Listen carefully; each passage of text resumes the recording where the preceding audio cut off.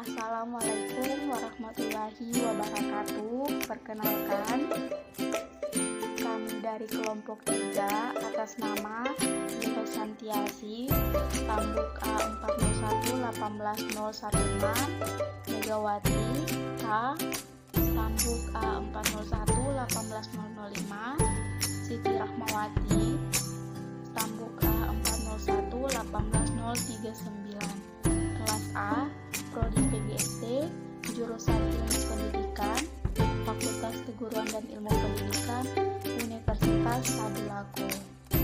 Langsung saja, pada kesempatan kali ini, kelompok kami akan membahas materi tentang menganalisis peran negara dalam pembangunan.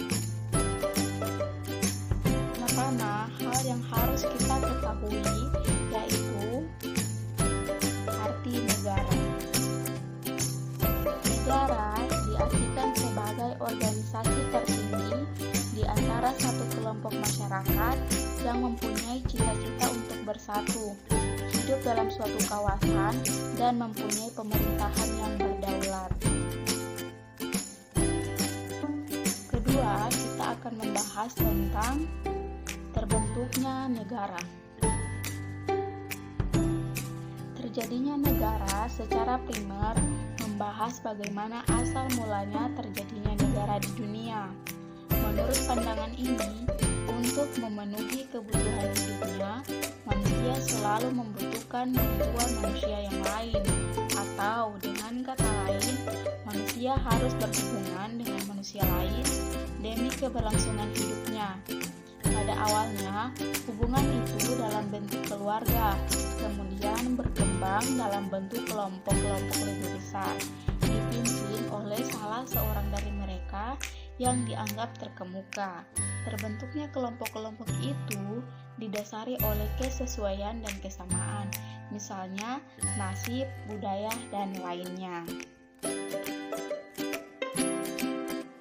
Selanjutnya, kita akan membahas atau mengetahui tentang sifat-sifat negara.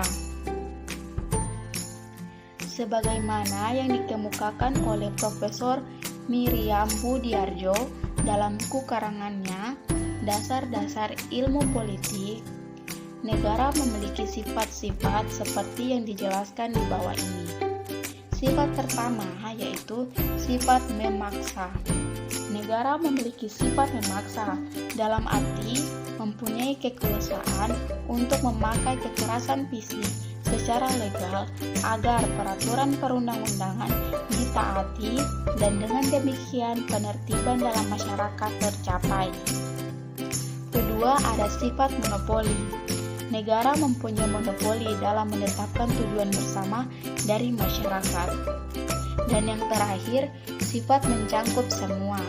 Semua peraturan perundang-undangan berlaku untuk semua orang tanpa terkecuali. Selanjutnya, unsur negara. Apa sih unsur negara?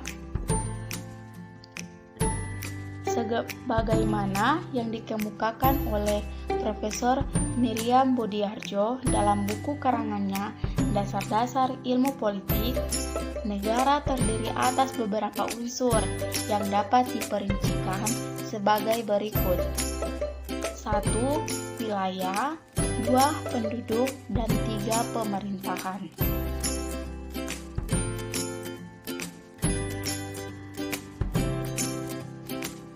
Tujuan dan fungsi negara. Apa sih tujuan dan fungsi negara? Roger H. Soltou mengemukakan tujuan negara ialah memungkinkan rakyatnya berkembang serta menyelenggarakan daya cipta sebebas mungkin. Akan tetapi, setiap negara terlepas dari ideologinya menyelenggarakan beberapa minimum fungsi yang mutlak diperlukan, yaitu 1. Melaksanakan penertiban sebagai stabilisator, 2. Mengusahakan kesejahteraan dan kemakmuran rakyat, tiga pertama pertahanan, dan keempat menegakkan keadilan.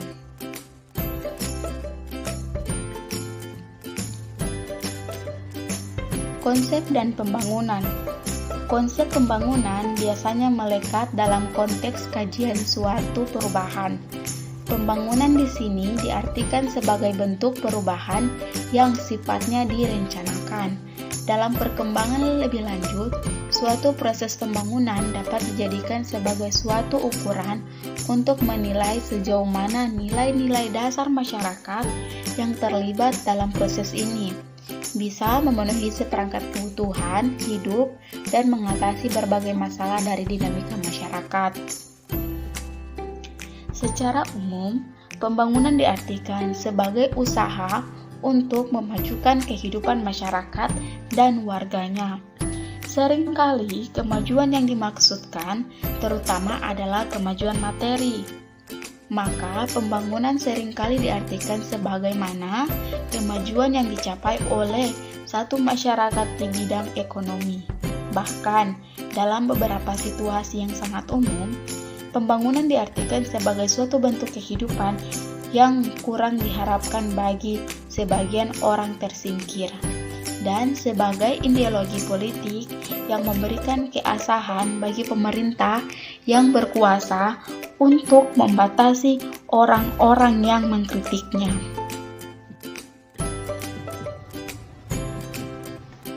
Pembangunan sebenarnya meliputi dua unsur pokok.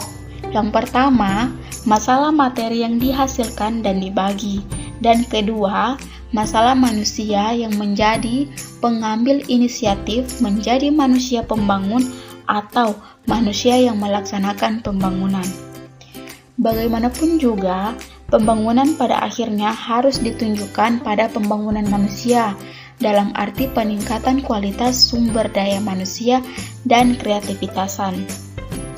Pembangunan tidak hanya berkaitan dengan produksi dan distribusi barang-barang material. Pembangunan harus menciptakan kondisi-kondisi manusia bisa mengembangkan kreativitasannya. Pembangunan pada hakikatnya adalah suatu proses transformasi masyarakat dari suatu keadaan pada keadaan yang lain, makin mendekati tata masyarakat yang dicita-citakan.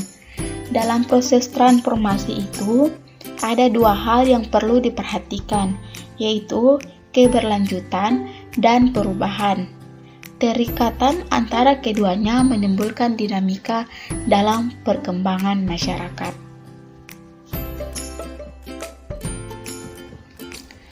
Peran pembangunan negara termasuk di dalamnya adalah adanya peran pemerintah dalam pembangunan negara. Pemerintah dalam pembangunan memiliki peran salah satunya selaku inovator. Ditinjau dari segi administrasi pembangunan, inovasi berarti temuan baru, metode baru, sistem baru. Yang terpenting adalah cara berpikir baru. Dengan demikian, selaku inovator, pemerintah sebagai keseluruhan harus menjadi sumber dari hal-hal tersebut.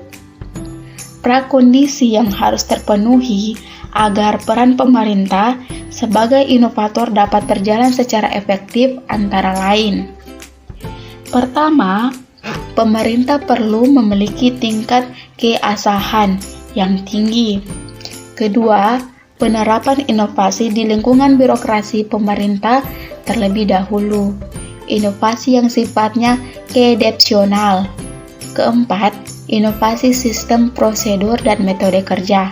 Dan yang terakhir, kemampuan sebagai inovator pembangunan atau kemampuan menerjemahkan program pembangunan daerah dengan bahasan yang sederhana, serta mengunggah keinginan dan keikutsertaan masyarakat dalam bidang pembangunan. Itulah materi yang dapat kami jelaskan. Lebih dan kurangnya kami mohon maaf. Wassalamualaikum warahmatullahi wabarakatuh, dan kami ucapkan banyak terima kasih.